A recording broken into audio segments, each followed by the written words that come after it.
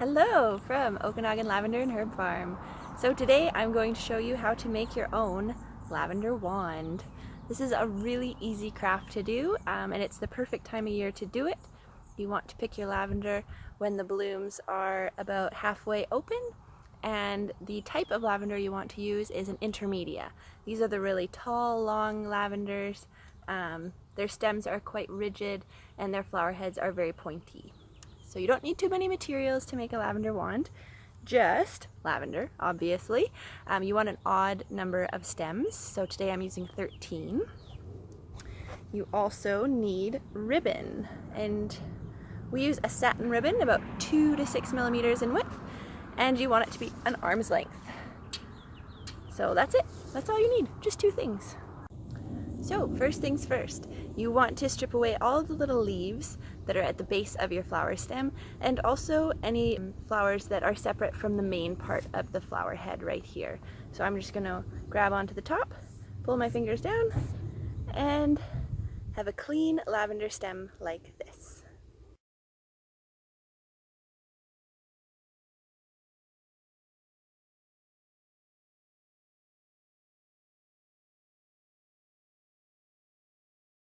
Okay, so now I have all 13 stems. They're clean of all their little leaves, and all we have left is the main flower head up top. No more little flowers further down the stem.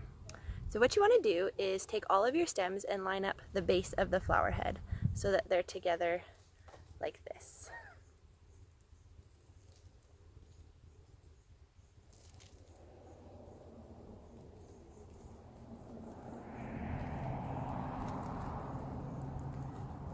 Once you have them together, you can take one end of your ribbon and tie it in a tight knot right underneath.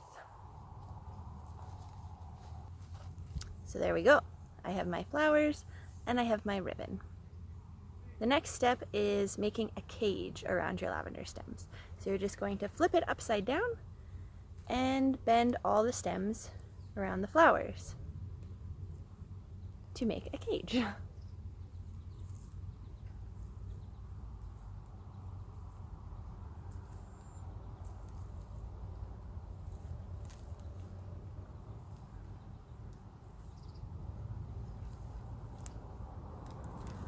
Like this.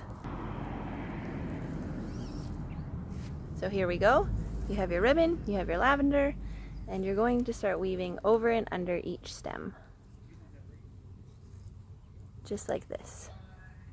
So over one stem and under the next. Over one stem, under the next.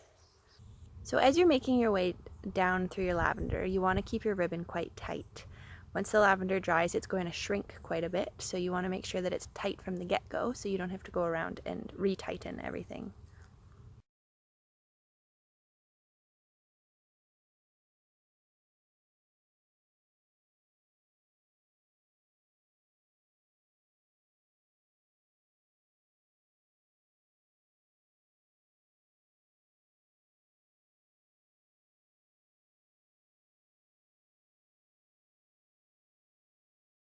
As you're making your way down, you might notice that some of the stems become quite tight together, and others kind of have a larger space. Let me just find, there we go.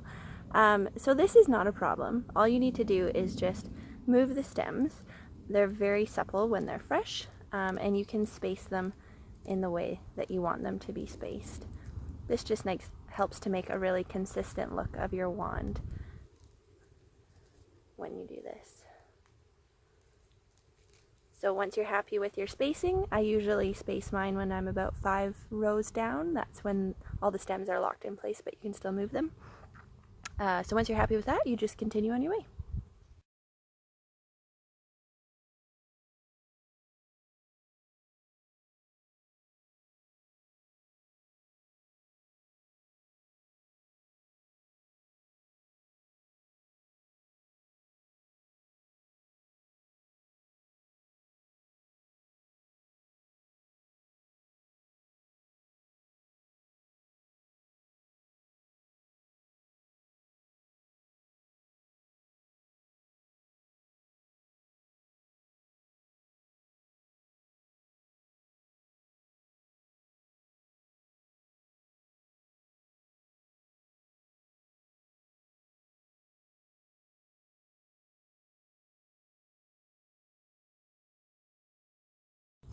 And that's it.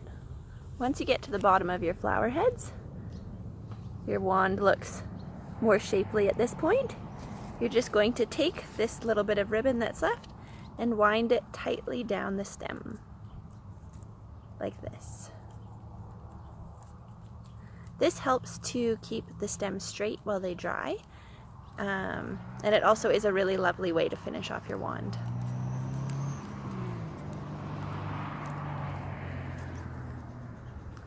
So when you get to the bottom, just make a little loop, pull the string through, and tie a bow.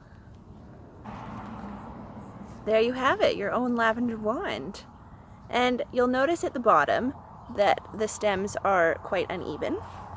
This is where your scissors come in handy. You can just trim them to whatever length you want, and voila, you're good to go.